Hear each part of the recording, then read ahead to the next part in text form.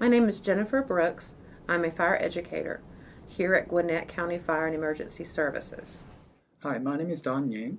I'm a fire educator here at Gwinnett County Fire and Emergency Services. Today, we are going to discuss cooking safety in your home.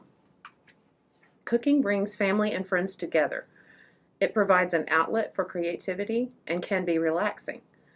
But did you know, cooking fires are the leading cause of reported home structure fires and home fire injuries in the United States.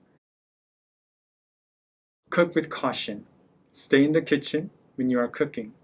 If you must leave the kitchen, even for a short period of time, turn off the stovetop. If you are simmering, baking, roasting, or broiling food, check it regularly and remain in the home while the food is cooking. Set a timer to remind yourself that you are cooking. Keep anything that can catch fire away from your stovetop: oven mitts, food packaging, towels, or curtains.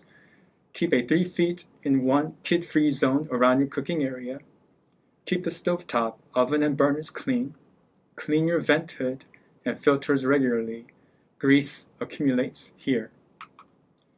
If you have a cooking fire, when in doubt, evacuate everyone from the home and call 911.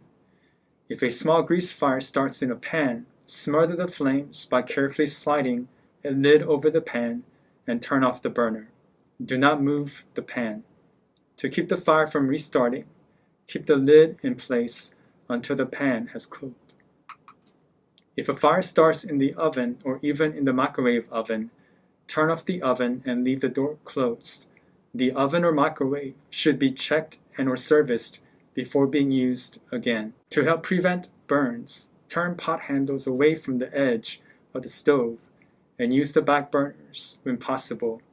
When cooking, wear short, close-fitting or tightly rolled up sleeves. Remember to keep that 3 feet kid-free zone around your stove. Let's now discuss cooking outdoors and go over some safety tips. If you are using propane, make sure your hoses are in good condition and check for leaks. Never leave a lit grill or other cooking appliance unattended. Never cook outdoors on a balcony. When your grill is in use, it should be kept in an open space, away from anything that might catch fire, including siding, deck railings, eaves on the home, and even tree branches. If using charcoal coal, never add starter fluid on coals that has already been ignited. Following these simple cooking safety tips will help keep everyone safe in the kitchen or when cooking outdoors.